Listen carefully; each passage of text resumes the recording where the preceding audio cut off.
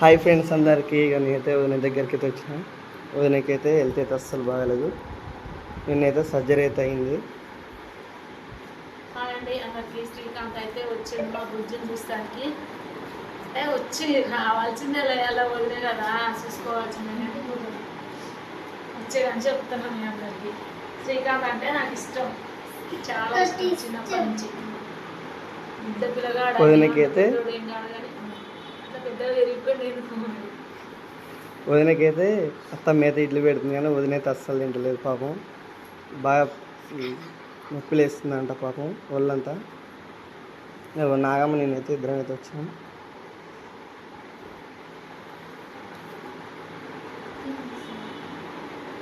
వదిన అయితే తొందరగా కోలుకోవాలని అందరు బ్లెస్ చేయండి ఫ్రెండ్స్. ఓకే ఫ్రెండ్స్, బాయ్ మరి.